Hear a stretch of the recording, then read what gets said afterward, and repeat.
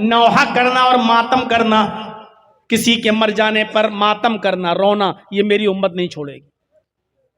آج بھی دیکھ لیجئے، کسی کا جوان بیٹا مر جائے، چھوٹا بچہ مر جائے، مائیں کھلونے نکال لاتی ہیں، اوڑھنی ادھر گئی، کپڑا ادھر گیا، سر سینہ پیٹ رہی ہیں، قریبان چاک کر بیٹا چلا گیا، یہ کھلونے سے کون کھیلے گا، روتی ہیں، چیختی ہیں، چلاتی ہیں، قریبان چاک کرتی ہیں، بال نوچتی ہیں۔ وَالنَّيَاحَةُ، میری امت نوحہ اور ماتم کرنا بھی نہیں چھوڑے گی، جبکہ یہ حرام ہے اسلام کے اندر۔ تو یہ چار چیزیں نہیں چھوڑے گی۔ تو والحسب، چار چیزیں دیکھ کر شادی کرتے ہیں لوگ لڑکی کے اندر۔ لمالہا، پہلی چیز کیا دیکھی جاتی ہے؟ مال۔ دوسری چیز کیا دیکھی جاتی ہے؟ حسب و نسب۔ ولحسبہا، حسب و نسب۔ اور تیسری چیز لڑکی کی کیا دیکھی جاتی ہے؟ ولجمالہا، خوبصورتی، خوبصورت کتنی ہے، خوبصورتی دیکھ کر شادی کرتے ہیں۔ تین چیزیں، اور چوتھی چیز کی طرف اللہ کے نبی اشارہ کر رہے ہیں، وَلِدِينِهَا، دینداری دیکھ کر بھی شادی کی جاتی ہے۔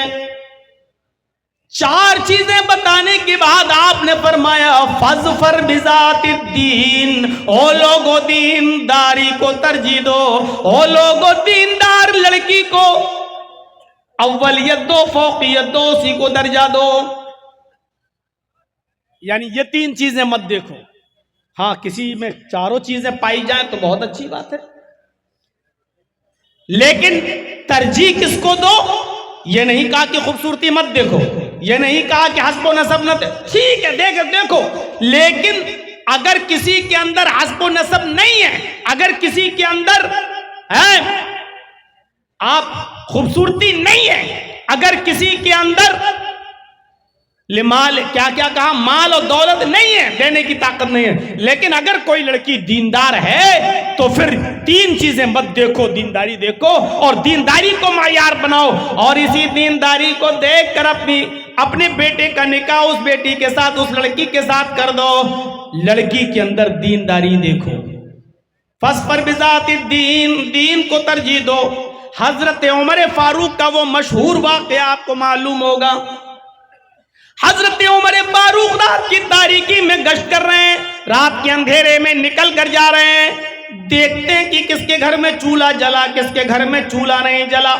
حضرت عمر فاروق رات میں ایک گھر کے پاس سے گزرے جہاں ایک بوڑھی عورت کی آواز آ رہی تھی، اور وہ بوڑھی عورت زور زور سے کہہ رہی تھی اپنی بیٹی سے کہ بیٹی اٹھو، بیٹی اٹھو، اندھیرا ہے، اس اندھیرے کا فائدہ اٹھاؤ، ہم لوگ دودھ کا بزنس کرتے ہیں، دودھ بیچتے ہیں، اس لیے دودھ میں پانی ملا دو، بیٹی اٹھو دودھ میں پانی ملا دو۔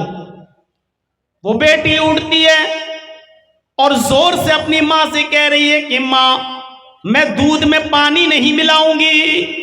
حضرت عمر نے منادی کی ہے، عمر فاروق کا اعلان ہوا ہے، امیر المومنین نے اعلان جاری کروایا ہے، اگر دودھ میں پانی ملا ہوا کسی کے یہاں ملتا ہے تو ایسے شخص کو کڑی سے کڑی سزا دی جائے گی۔ ماں کہتی ہے بیٹی عمر تھوڑی دیکھ رہے ہیں، اس رات کے اندھیرے میں عمر کو کیا پتا، تو دودھ میں پانی ملا، مجھے تیری شادی کرانا ہے، تیرے لیے اچھا لڑکا دیکھنا ہے، ہمارے پاس غریبی اور غربت کی وجہ سے ہم تیرے ہاتھ پیلے نہیں کر پا رہے ہیں، مجھے تیرا رشتہ بھی تو کرنا ہے، اس لیے اس کام کے علاوہ کوئی اور کام بھی تو نہیں ہے ہمارے پاس، بیٹی تم دودھ میں پانی ملاؤ۔ عمر تھوڑی دیکھ رہا ہے، عمر کو کیا پتا کہ ہم نے دودھ میں پانی ملایا ہے، جاؤ میں کہہ رہی ہوں تم دودھ میں پانی ملاؤ۔ بیٹی چیخ کر کہتی ہے ماں عمر نہیں دیکھ رہا ہے تو کیا ہوا، عمر کا رب تو دیکھ رہا ہے، ہم عمر کے سوال جواب سے تو بچ جائیں گے لیکن قیامت کے دن اللہ کے سوال و جواب سے کیسے بچیں گے، ماں میں دودھ میں پانی نہیں ملاؤں گی، عمر نہیں دیکھ رہا تو کیا ہوا، عمر کا رب تو دیکھ رہا ہے۔ حضرت عمر فاروق کے کان میں یہ آواز جاتی ہے ماں اور بیٹی کی، حضرت عمر نے اپنے قاصد سے کہا، اپنے ساتھی سے کہا، اس مکان کا نمبر نوٹ کر لو، یہ مکان نمبر نوٹ کر لو، اور صبح جب دربار خلافت میں بیٹھے حضرت عمر، صبح جب دربار خلافت میں بیٹھے حضرت عمر تو ان دونوں کو بلوایا، قاصد کے ذریعے جاؤ اور ماں بیٹی دونوں کو بلا کر لاؤ۔ قاصد آتا ہے، ماں اور بیٹی دونوں سے کہتا ہے کہ تم دونوں کو حضرت عمر آفس میں بلا رہے ہیں، دربار میں بلا رہے ہیں۔ ماں اور بیٹی دونوں آتے ہیں۔ حضرت عمر نے پوچھا ماں سے، بڑھیا سے، کل تم دودھ میں پانی ملانے کی بات کر رہی تھی، کیا ہوا؟ بڑھیا سمجھ گئی کہ حضرت عمر کو پتہ چل گیا، اب مجھے سزا دی جائے گی۔ بڑھیا صفائی پیش کرنے لگی، امیر المومنین، ہاں میں نے دودھ میں پانی ملانے کے لیے کہا تھا، لیکن میری بیٹی نے دودھ میں پانی نہیں ملایا۔ حضرت عمر نے کہا میں یہ بھی جانتا ہوں کہ تیری بیٹی نے دودھ میں پانی نہیں ملایا، میں جانتا ہوں، اس لیے تو تم دونوں کو میں نے یہاں بلایا ہے۔ بتاؤ اس لڑکی کا کہیں رشتہ ہوا؟ اس لڑکی کی کہیں شادی ہوئی؟ کہا نہیں امیر المومنین، مجھ جیسے غریب لوگوں کو رشتہ کہاں ملتا ہے، غریبی نے مجبور کر دیا، اس لیے ابھی اس لڑکی کا رشتہ نہیں کر پائی، میں کر دوں گی جلدی۔ حضرت عمر فاروق نے کہا کہ تمہیں رشتہ دیکھنے کی ضرورت نہیں ہے، میرا بیٹا خالی ہے اور میں اپنے بیٹے کے لیے تمہاری بیٹی کا ہاتھ مانگ رہا ہوں، اس لیے نہیں کہ تم غریب ہو، بلکہ صرف اس لیے کہ تیری بیٹی سے شادی اپنے بیٹے کے ساتھ میں اس لیے کر رہا ہوں کیونکہ تیری بیٹی دیندار ہے، یہ عمر سے نہیں عمر کے رب سے ڈرتی ہے، یہ عمر سے نہیں عمر کے رب سے ڈرتی ہے، اور میں یہی چاہتا ہوں کہ لوگ عمر سے نہیں عمر کے رب سے ڈرنے والے بن جائیں۔ تیری بیٹی کو عمر کا خوف نہیں ہے، عمر کے رب کا خوف ہے، اس لیے میری بہو بننے کے لائق ہے، میرے بیٹے کی بیوی بننے کے لائق ہے، میں نے اپنے بیٹے کے لیے تیری بیٹی کو پسند کیا ہے۔ کہنے لگی مذاق مت کرو امیر المومنین۔ حضرت عمر نے کہا نہیں میں مذاق نہیں کر رہا ہوں، مجھے دیندار لڑکی کی ضرورت ہے، جو دینداری میں نے تمہاری بیٹی کے اندر دیکھی ہے۔ حضرت عمر نے اپنے بیٹے کا نکاح اس لڑکی کے ساتھ کر دیا۔ غور کیجئے، نہ حسب و نسب دیکھا، نہ مال دیکھا، نہ حسن و جمال دیکھا، خوبصورتی دیکھی، کچھ نہیں دیکھا، صرف یہ دیکھا کہ وہ لڑکی عمر سے نہیں عمر کے رب سے ڈرتی ہے، دیندار ہے، اللہ والی ہے، نیک ہے۔ حضرت عمر نے اپنے بیٹے کا نکاح اس لڑکی کے ساتھ کر دیا۔ اندازہ لگا سکتے ہیں آپ خیر و برکت آئے کہاں سے آج ہمارے گھروں میں؟ ہم نے دینداری کو معیار بنانا چھوڑ دیا ہے۔ یہ تو لڑکے والوں کو حکم ہے کہ لڑکی کے اندر دینداری دیکھو۔ اب ایک حدیث میں آپ کے سامنے پڑھنے جا رہا ہوں جس میں اللہ کے نبی صلی اللہ علیہ وسلم لڑکیوں والوں سے کہہ رہے ہیں، آئے لڑکیوں والوں، تمہارے پاس جب کوئی دیندار لڑکے کا پیغام آئے تو اس پیغام کو تم رائے گا اور بیکار نہ جانے دینا، تمہیں بھی دیندار لڑکے کے ساتھ اپنی بیٹی کا نکاح کرنا ہے۔ اذا خطب الیکم من ترضون دینہ وخلقہ، اذا خطب الیکم من ترضون دینہ وخلقہ فزوجوہ ان لا تفعلوہ تکن فتنۃ فی الارض وفساد عریض۔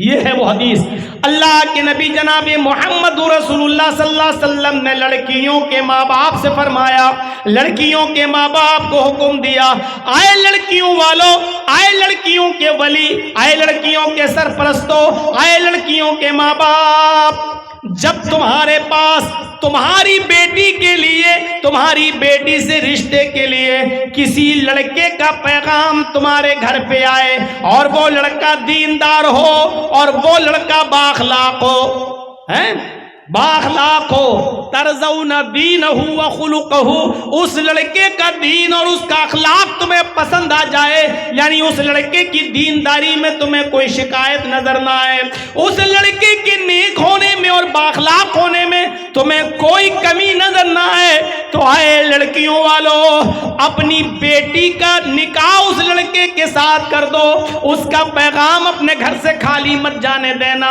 اس لڑکے کا پیغام اپنے گھر سے خالی مت لوٹانا، اس کے ارادے کو مت توڑنا، اس کے پیغام کو مت لوٹانا، حسب و نسب دیکھتے ہوئے، اپنی اسٹینڈری دیکھتے ہوئے اس دیندار لڑکے کے ساتھ اپنی بیٹی کا رشتہ ٹھکرا مت دینا، اپنی بیٹی کا نکاح اس لڑکے کے ساتھ کر دینا، فزوجوہ، اپنی بیٹی کا نکاح اس کے ساتھ کر دینا، اور پھر وارننگ دی، کیئرفل کیا، الا تفعلوہ تکن فتنۃ فی الارض وفساد عریض۔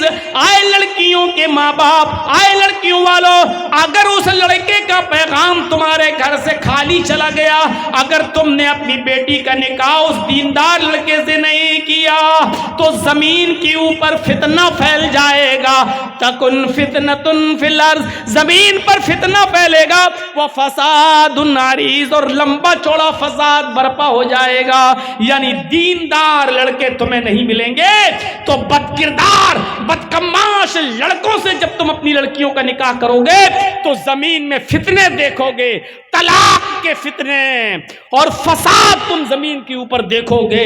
اس لیے دیندار لڑکے کا پیغام اگر تمہاری بیٹی کے ساتھ تمہارے گھر پہ آ جائے تو تمہیں اس کو نا امید نہیں لوٹانا ہے، اس کو ہر حال میں تمہیں اپنی بیٹی کا نکاح اس لڑکے کے ساتھ کر دینا۔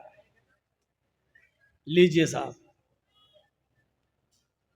کتنا زبردست حکم ہے لڑکیوں والوں کو۔ اب صاحب کہو کہ ہاں لڑکا تو نیک ہے، نمازی ہے، تہجد گزار ہے، بہت اچھا ہے، اخلاق بھی اچھا ہے، لیکن میرے سٹیٹس کا نہیں ہے، میری لڑکی اتنی پڑھی لکھی، اس آدمی کے ساتھ نکاح کریں، اس کے ساتھ غریب ہے، ہم اس کے ساتھ نکاح نہیں کر سکتے۔ اگر اس لڑکے کی دینداری تمہاری سمجھ میں آ رہی ہے، اگر اس لڑکے کا اخلاق تمہاری سمجھ میں آ رہا ہے، تو اس کا پیغام لوٹانے کا کوئی حق نہیں ہے۔ الا تفعلوہ تکن فتنۃ فی الارض، اگر تم نے ایسا نہ کیا اور پیغام لوٹا دیا، اپنی بیٹی کا نکاح اس کے ساتھ نہیں کیا، تو زمین میں فتنہ پھیل جائے گا، وہ فساد عریض، اور لمبا چوڑا فساد برپا۔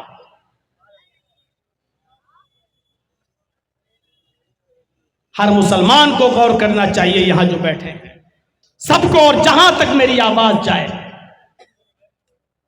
کیا ہم تو چاہتے ہیں کہ جہیز نہ دیں میری بیٹی، لیکن بیٹی والا کیا یہ بھی چاہتا ہے کہ دیندار لڑکا مل جائے ہمیں، اچھا لڑکا ملے، شریف لڑکا ملے؟ کیا آج ہماری سوسائٹی میں یہ ہو رہا ہے؟ اور نہیں ہو رہا ہے تو یہ کب ہوگا؟ ایک لمبا عرصہ گزر چکا ہے میرے بھائیوں، تقریریں اور جلسے اور جلوس، روزانہ اشتہار دیکھ لو، روزانہ پمفلٹ دیکھ لو، روزانہ اجلاس دیکھ لو، لیکن سدھار کتنا ہے یہ ہر انسان اپنے گریبان میں منہ ڈال کر دیکھے اور جھانکے۔ شادیوں کے نام پر کتنا خرچہ، نکاح کے نام پر کتنا خرچہ، بارات کے نام پر کتنے آدمیوں کی شرکت۔ ان اعظم النکاح برکتن ایسرها مؤونتن، اللہ کے نبی صلی اللہ علیہ وسلم فرماتے ہیں کہ سب سے زیادہ بابرکت نکاح تو وہ ہوتا ہے، ان اعظم النکاح برکتن، برکت کے اعتبار سے سب سے اچھا نکاح اور سب سے بڑا نکاح تو وہ ہے، سب سے زیادہ بابرکت نکاح تو وہ ہے، ایسرها مؤونتن، جس کے اندر خرچہ سب سے زیادہ کم ہو، جس کے اندر خرچ سب سے زیادہ کم ہو، وہ سب سے بڑا بابرکت نکاح مانا جاتا ہے، سب سے اچھا نکاح مانا جاتا ہے۔ شریعت کے اندر لیکن آج ہمارے سماج اور سوسائٹی میں یہ دیکھا جاتا ہے کہ اس نے اپنی بیٹی کی شادی میں کتنا خرچ کیا، اس نے اپنے بیٹے کی شادی میں کتنا خرچ کیا۔ آج خرچ سے معیار دیکھا جاتا ہے کہ کس کی شادی اچھی ہوئی کس کی بری۔ اللہ کے رسول نے اچھی اور بری شادی، بابرکت اور غیر برکتی شادی کی نشاندہی بتا دی ہے۔ آپ نے فرمایا ان اعظم النکاح برکتن ایسرھا مؤونۃ، برکت کے اعتبار سے سب سے اچھا نکاح وہ ہے، سب سے بڑا نکاح وہ ہے، سب سے بابرکت نکاح وہ ہے جس کے اندر خرچہ سب سے زیادہ کم ہو۔ یعنی جس شادی میں خرچہ جتنا کم ہوگا وہ اتنا ہی بابرکت نکاح ہوگا۔ اس کا الٹا مفہوم اگر آپ نکالیں گے تو اس کا الٹا مفہوم یہ نکلے گا جس نکاح میں خرچہ جتنا زیادہ ہوگا وہ برکت کے اعتبار سے اتنا ہی خالی ہوگا۔ جس نکاح میں جتنا زیادہ خرچہ ہوگا برکت کے اعتبار سے وہ اتنا کمزور ہوگا وہ نکاح۔ فضول خرچی ہمارے سماج کو کھا گئی، ہمارے سماج کو چاٹ گئی، ہمیں تہس نہس کر دیا۔ ارے فضول خرچی تو اچھے کاموں میں بھی جائز نہیں ہے تو خرافات والے کاموں میں کہاں سے جائز ہو جائے گی؟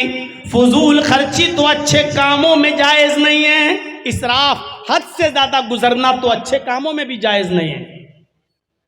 اگر کوئی آدمی یہ چاہے کہ ہم رات بھر نماز پڑھیں اور کبھی نہ سوئیں اور روزانہ ہم ہر رات نماز پڑھیں گے، نماز پڑھنا اچھی عبادت ہے، نفل پڑھنا اچھا کام ہے، لیکن اگر کوئی شخص یہ کہے کہ ہم رات بھر روزانہ پڑھیں گے اور کبھی نہیں سوئیں گے تو یہی چیز غلط ہو جائے گی اور یہی چیز ناجائز ہو جائے گی۔ آپ کو معلوم ہونا چاہیے حضرت کعب ابن مالک رضی اللہ تعالیٰ عنہ کی جب توبہ قبول ہوتی ہے، وہ جو غزوہ تبوک میں شامل نہیں ہو سکے تھے کسی وجہ سے، سستی کی وجہ سے نہیں جا سکے، اندازہ لگا سکتے ہیں آپ کعب ابن مالک، اللہ کے رسول صلی اللہ علیہ وسلم کو حکم ہوتا ہے کعب ابن مالک کا بائیکاٹ کرو، ان کا بائیکاٹ کر دیا جاتا ہے۔ 2 مہینے تک ان کا بائیکاٹ رہتا، 50 دن تک ان کا بائیکاٹ رہتا ہے۔ پھر ایک دور آتا ہے کہ مسجد سے بھی ان کو حکم دیا جاتا ہے کہ آپ مسجد میں بھی نہیں آئیں گے۔ لوگوں کو حکم دیا جاتا ہے کہ کوئی بھی آدمی سلام کا جواب نہیں دے گا، کعب ابن مالک سے مصافحہ نہیں کرے گا، ہاتھ نہیں ملائے گا۔ کعب ابن مالک کے اوپر کیا گزر رہی تھی۔ پھر ایک دن آتا ہے ان 50 دنوں میں کہ کعب ابن مالک کو حکم ہوتا ہے کہ اپنی بیوی سے الگ ہو جاؤ۔ کہنے لگے اللہ کے نبی کیا میں اپنی بیوی کو طلاق دے دوں؟ فرمایا نہیں، طلاق مت دو، بس اپنی بیوی سے خدمت نہ لو، اپنی بیوی کو سے الگ رہو، نہ پانی منگوا سکتے ہو، نہ کھانا اپنے پاس منگوا سکتے ہو، آپ اپنی بیوی سے بھی بات نہیں کر سکتے ہو۔ انہوں نے اپنی بیوی کو اپنے مائکے بھیج دیا۔ 50 دن ان حالت میں گزرتا ہے۔ حضرت کعب ابن مالک کہتے ہیں کہ میرے لیے یہ 50 دن اتنی مشکل سے گزرے کہ میں سوچتا تھا زمین پھٹ جائے، میں اس کے اندر دھس جاؤں، میں زندہ کیوں؟ کبھی میں کسی سے سلام کرتا تھا تو کوئی میرے سلام کا جواب بھی نہیں دیتا تھا، کیونکہ اللہ کے نبی صلی اللہ علیہ وسلم نے لوگوں کو منع کر دیا تھا۔ 50 دن کے بعد ان کی توبہ قبول ہوتی ہے اور اللہ تعالیٰ نے وحی نازل کی، اللہ کے نبی کو بتا دیا کہ اللہ نے کعب ابن مالک کی توبہ کو قبول کر لیا۔ اب ان کو مسجد میں بلائیے اور آپ بھی ان سے مصافحہ کیجئے، ان سے معانقہ کیجئے اور لوگوں کو بھی ان سے ملنے دیجئے۔ اللہ تعالیٰ نے ان کی اس غلطی کو معاف کر دیا، جو غزوہ تبوک میں وہ نہیں جا سکے تھے، اللہ نے ان کے اس غلطی کو معاف کر دیا، آپ بھی معاف کر دیجئے۔ ایک قاصد آتا ہے اور کعب ابن مالک سے کہتا ہے کعب اللہ کے نبی نے آپ کو بلایا ہے، مسجد کے اندر موجود ہیں، نبی اکرم نے آپ کو بلایا ہے، اللہ تعالیٰ نے آپ کی توبہ کو قبول کر لیا۔ حضرت کعب کہتے ہیں کہ اس سے بڑا خوشی کا دن میرے لیے کوئی دن نہیں تھا۔ دوڑتے ہوئے مسجد کے اندر آئے، اللہ کے نبی جناب محمد رسول اللہ سے مصافحہ کیا، آپ سے معانقہ کیا، آپ کے گلے لگ گئے، مارے خوشی میں کہنے لگے اے اللہ کے نبی آج میں اتنا خوش ہوں کہ دل کرتا ہے کہ اپنا سارا کا سارا مال صدقہ کر دوں۔ صدقہ کرنا کتنی بڑی عبادت ہے، صدقہ کرنا کتنا اچھا کام ہے، صدقہ کرنا کتنا اچھا کام ہے، لیکن اللہ کے نبی صلی اللہ علیہ وسلم نے فرمایا امسک علیک بعض مالک، آئے काब इब्न मालिक, तुम अपना सारा का सारा माल सदका नहीं कर सकते हो, सारा का सारा माल अल्लाह की राह में खैरात नहीं कर सकते हो। अपने पास कुछ माल रोक लो ताकि तुम दूसरों के सामने हाथ ना फैलाते फिरो, तुम दूसरों के सामने भीख ना मांगते फिरो।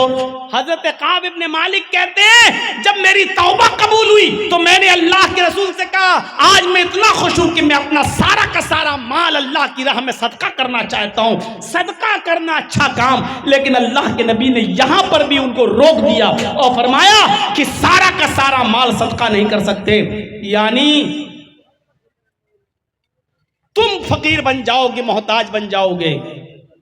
जब अच्छे काम में फजूल खर्ची जायज नहीं है, अच्छे काम के अंदर इसराफ जायज नहीं है, तो शादियों में, ब्याह के अंदर और दीगर नाजायज कामों के अंदर फजूल खर्ची करना कहां से जायज हो जाएगा।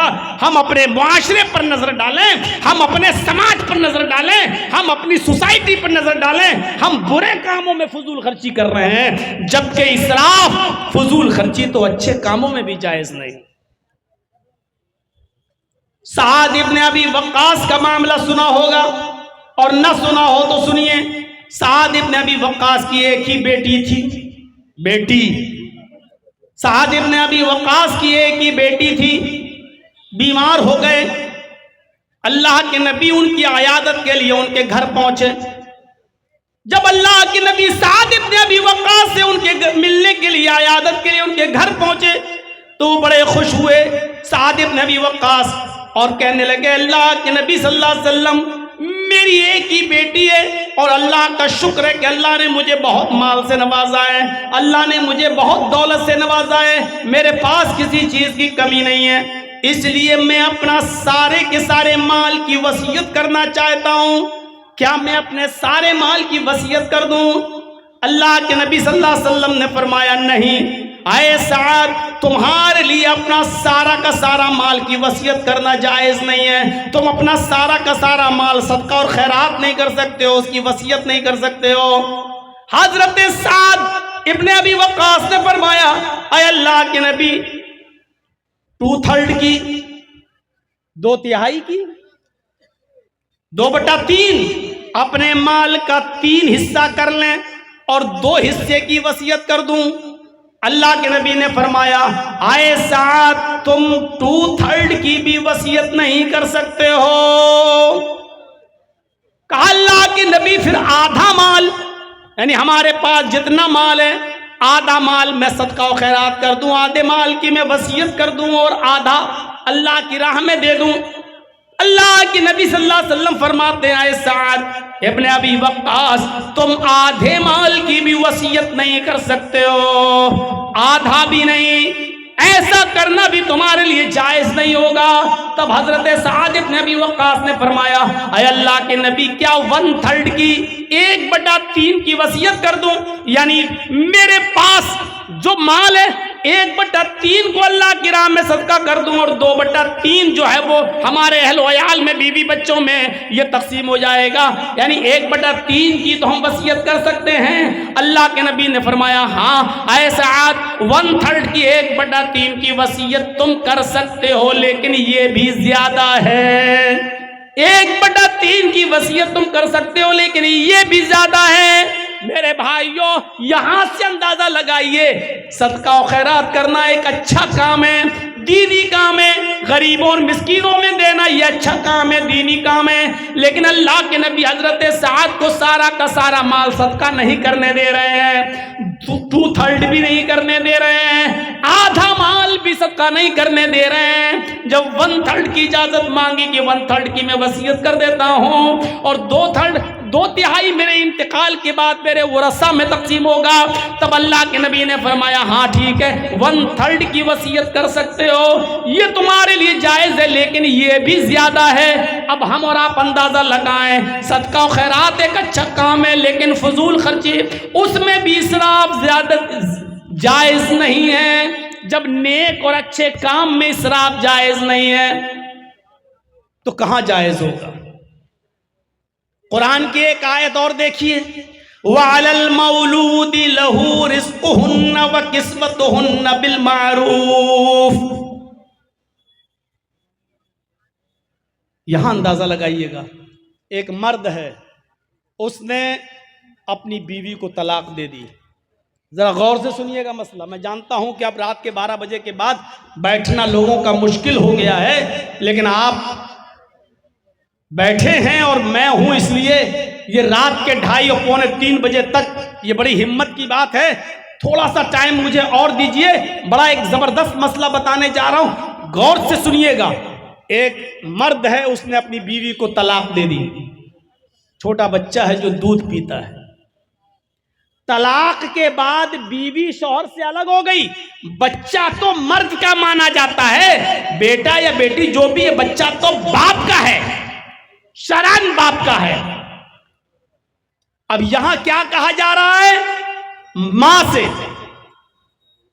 سے کیا کہا جا رہا ہے؟ عورت سے، کہ تمہاری گود میں تمہارے شوہر کا بچہ ہے، لیکن باپ نے یعنی شوہر نے طلاق دے دی ہے. عورت چاہے تو اس بچے کو اپنے شوہر کی گود میں ڈال دے، لے تیرا بچہ تو سنبھال، میں جا رہی ہوں، تو نے تو مجھے طلاق دے دی، تیرا بچہ میں کیوں پالوں؟ جائز ہے، ماں کہہ سکتی ہے یہ، کیونکہ بچہ باپ کا مانا جائے گا.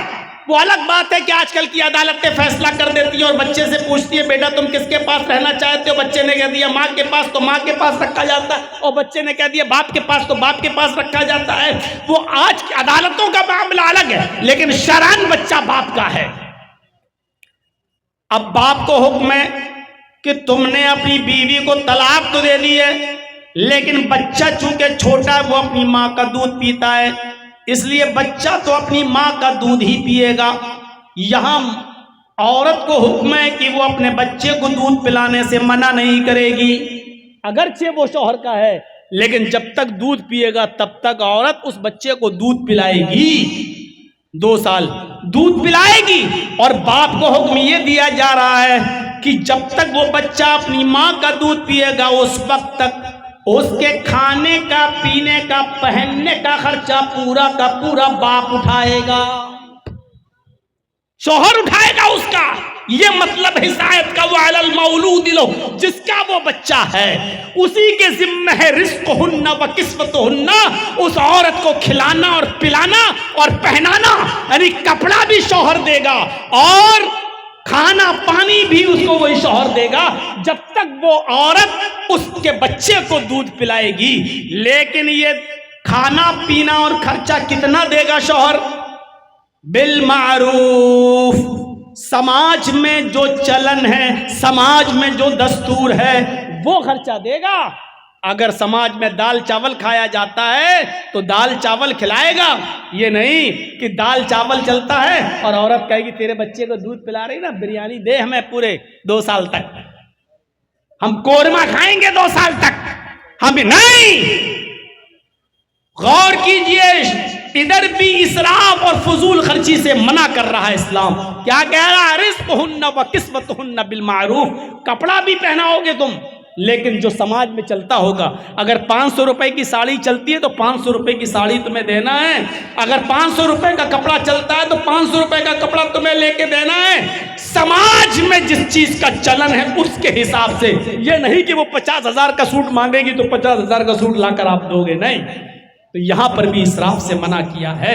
میرے بھائیوں، جب فضول خرچی دین کے کام میں جائز نہیں ہے تو ناجائز کاموں میں اور غیر شرعی کاموں میں کہاں سے جائز ہو جائے گی فضول خرچی؟ تو اس لیے شادی اور بیاہ کے اندر فضول خرچی سے ہمیں اپنے معاشرے کو پاک کرنا ہے، اپنے معاشرے کو صاف کرنا ہے. فضول خرچی سے ہمیں اپنے آپ کو بچانا ہے. ذرا دیکھیے آج کتنی فضول خرچیاں ہیں. اللہ کے نبی جناب محمد رسول اللہ صلی اللہ علیہ وسلم کے پاس ایک عورت آتی ہے. بخاری شریف کی روایت، بڑا دلچسپ واقعہ، 50 بار آپ نے سنا ہوگا، نہ سنا ہو تو ذہن نشین کریے. ایک عورت اللہ کے نبی صلی اللہ علیہ وسلم کے پاس آتی ہے اور کہتی ہے کہ اے اللہ کے رسول، میں اپنے آپ کو ہبہ کر رہی ہوں، میں اپنے آپ کو سونپ رہی ہوں، آپ میرے ساتھ نکاح کر لیجئے. اللہ کے نبی خاموش رہے. اس نے دوبارہ کہا اللہ کے رسول، میں آپ سے نکاح کرنا چاہتی ہوں. اللہ کے نبی پھر خاموش رہے. اس نے تیسری مرتبہ کہا اے اللہ کے نبی میں آپ کے ساتھ نکاح کرنا چاہتی ہوں۔ اللہ کے نبی جناب محمد رسول اللہ تیسری مرتبہ بھی خاموش رہے۔ ایک صحابی وہیں بیٹھے ہوئے تھے، وہ صحابی نے جب دیکھا کہ یہ بار بار کہہ رہی ہے اور اللہ کے نبی خاموش ہیں، تو صحابی بول پڑے کہ اے اللہ کے رسول، یہ عورت بار بار آپ سے نکاح کے لیے کہہ رہی ہے کہ میں شادی کرنا چاہتی ہوں، لیکن آپ خاموش ہیں، آپ بول نہیں رہے ہیں۔ اگر آپ کو کرنا ہے تو ہاں کہیے، اور نہیں کرنا ہے تو میرے ساتھ کرا دیجئے شادی۔ اوفو، کیا منظر ہوگا جس وقت کی صحابی کہہ رہے ہیں کہ اللہ کے نبی آپ اگر نہیں کرنا چاہتے تو میرے ساتھ کر دیجئے۔ عورت وہیں بیٹھی ہے اور وہ صحابی کہہ رہے ہیں اللہ کے رسول اگر آپ نہیں کر سکتے تو میرے ساتھ کر دیجئے۔ اللہ کے نبی فرماتے ہیں دیکھو میں تو نہیں کر سکتا، اب میں نہیں کروں گا شادی، اب نکاح کی میرے اندر گنجائش نہیں، لیکن ہاں اگر تم کرنا چاہتے ہو تو بتاؤ۔ کہ اللہ کے رسول اگر آپ نہیں کر رہے تو میرے ساتھ کر دیجئے، اس کی کروا دیجئے شادی۔ اب آپ نے اس عورت سے پوچھا اے خاتون، میں تو نکاح نہیں کر سکتا، لیکن یہ مرد، یہ صحابی تم سے نکاح کرنا چاہتے ہیں، تم یہیں بیٹھی ہوئی ہو، تم دونوں ایک دوسرے کو ایک نظر دیکھ بھی رہے ہو، لہذا تم اگر اس سے کرنا چاہو تو کر لو، میں تو نہیں کر سکتا۔ اس عورت کا جواب سنیے۔ اس عورت نے کہا کہ اللہ کے نبی آئی تو تھی میں آپ کے لیے نکاح کی غرض سے، نکاح کے مقصد سے، لیکن اگر آپ نہیں کرنا چاہتے ہیں تو میرا نکاح اس کے ساتھ کر دیجئے، میں کرنے کو تیار ہوں، میں ضرورت مند ہوں۔ اے اللہ کے رسول مجھے گھر بسانا ہے، میرے ماں باپ نہیں ہیں، اس لیے مجھے کسی کی بیوی بننا ہے، مجھے اپنا گھر بسانا ہے، آپ نہیں کر رہے ہیں تو اس کے ساتھ میرا نکاح کرا دیجئے۔ جب اس عورت کی اجازت ہو گئی تو اللہ کے نبی جناب محمد رسول اللہ صلی اللہ علیہ وسلم نے اس صحابی سے کہا چلو ٹھیک ہے، یہ عورت تمہارے ساتھ نکاح کرنے کے لیے تیار ہے، اس کو دو گے کیا؟ مہر کیا دو گے اس کو؟ بھائی عورت ہے، نکاح ہوگا، مہر دو گے، کیا دو گے؟ کہنے لگا اللہ کے نبی مہر میں دینے کے لیے تو میرے پاس کوئی چیز نہیں۔ حدیث کے الفاظ ہیں ما عندی شیء، اے اللہ کے نبی میرے پاس کوئی چیز نہیں ہے دینے کے لیے۔ اللہ کے نبی نے فرمایا گھر جاؤ، کچھ تلاش کرو، کچھ مل جائے تو لے کر آؤ۔ وہ صحابی گھر جاتے ہیں، تلاش کرتے ہیں، لیکن ان کو اپنے گھر میں بھی کچھ نہیں ملا۔ آتے ہیں اور کہتے ہیں کہ ما وجدت شیئا، اے اللہ کے رسول مجھے اپنے گھر میں کچھ نہیں ملا، میرے پاس کچھ نہیں ہے اس کو دینے کے لیے۔ گھر میں کچھ نہیں اور شادی کرنا چاہ رہے ہیں۔ ہم اور آپ یہ تصور کر سکتے ہیں کچھ نہ ہو اور شادی کا خیال؟ اللہ کے نبی نے دوبارہ بھیجا، جاؤ دوبارہ جاؤ۔ کہ اللہ کے رسول جب میں گھر میں دیکھ کے آیا ہوں کچھ نہیں ہے تو اب دوبارہ کیوں بھیج رہے ہیں؟ آپ نے کہا التمس خاتما من الحدید، لوہے کی انگوٹھی مل جائے تو وہی لے آؤ، وہی دے دو اس کو مہر میں، ارے کچھ تو دو گے۔ وہ صحابی گئے اور دوبارہ اپنے گھر جانے کے بعد لوہے کی انگوٹھی کو تلاش کرتے ہیں، لیکن ان کے پاس اتنا بھی نہیں کہ لوہے کی انگوٹھی مل جائے۔ وہ آتے ہیں اور کہتے ہیں ما وجدت خاتما من الحدید، اے اللہ کے رسول لوہے کی انگوٹھی بھی مجھے نہیں ملی، میں لوہے کی انگوٹھی بھی نہیں دے سکتا، میرے پاس دینے کے لیے لوہے کی انگوٹھی بھی نہیں ہے۔ اللہ کے نبی سوچ میں پڑ گئے، کہنے لگے تمہارے پاس کچھ بھی نہیں ہے، لوہے کی انگوٹھی تک نہیں دے سکتے ہو، بتاؤ پھر صحیح مہر میں دو گے کیا؟ کچھ بھی نہیں ہے تمہارے پاس۔ کہنے لگا اللہ کے رسول ایک چیز ہے میرے پاس، اگر وہ مہر دینے میں کام آ جائے تو میں تیار ہوں۔ آپ نے کہا کیا؟ اب اس نے جو چیز بتائی اس کو سوچ کے آپ دنگ رہ جائیں گے۔ عندی ازار، اے اللہ کے رسول میرے پاس ایک لنگی ہے، ایک لنگی ہے، جب میں سوتا ہوں تو اس لنگی کو پہن لیتا ہوں، جب میں سوتا ہوں تو اس لنگی کو باندھ لیتا ہوں، یعنی نئی لنگی نہیں ہے، پرانی لنگی ہے، سوتے وقت میں پہن لیتا ہوں۔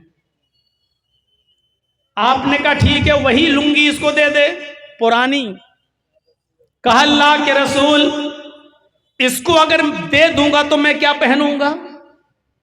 अगर वो लुंगी मैंने इसको दे दी तो मैं क्या पहनूंगा?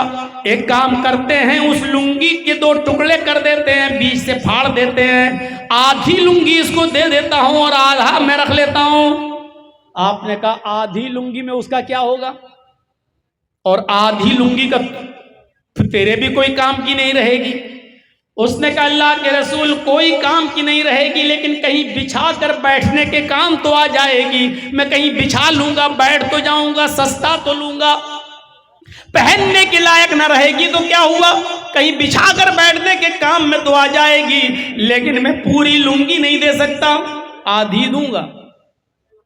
अल्लाह के नबी कहते हैं फिर तू ही रख ले। आधी जब उसके किसी काम की नहीं है और आधी तेरे भी किसी काम की नहीं है, देना हो तो पूरी लुंगी दो। कहने लगा पूरी तो नहीं दे सकता। गौर करो, एक पुरानी लुंगी भी नहीं है उसके पास देने के लिए, और शादी कह रहा अल्लाह के रसूल मेरी कर दीजिए, इसके साथ मेरी करा दीजिए। अब अल्लाह के नबी ने सहाबी से पूछा कि अच्छा ये बताओ कुरान कितना याद है? अब उसने गिनाना शुरू कर दिया। अय अल्लाह के रसूल मुझे सूरह मुल्क याद, अय अल्लाह के नबी मुझे सूरह हाक्का याद, अय अल्लाह के नबी मुझे सूरह नबा याद, अय अल्लाह के नबी मुझे सूरह दहर याद, मुझे सूरह कयामा याद। एक एक करके सूरतें गिनाने लगा। अल्लाह के नबी ने कहा क्या तुम्हें इतनी सूरतें याद हैं? कहा हाँ अल्लाह के रसूल मुझे ये सूरतें याद हैं। आपने फरमाया क्या ये सूरतें तू अपनी होने वाली बीवी को याद करा देगा? क्या यही सूरतें तू इस औरत को जो तेरी बीवी बनने जा रही है क्या तू उसको याद करा देगा? कहने लगा हाँ। आपने उस औरत से पूछा क्या खातून तेरे होने वाले शौहर के पास माल देने को कुछ नहीं है, लेकिन कुरान की इतनी सूरतें उसको याद हैं, अगर मैं उन्हीं सूरतों को मेहर बना दूं और तेरा शौहर तुझे ये सूरतें याद करा दे तो क्या तू इसी को मेहर मानने के लिए तैयार है?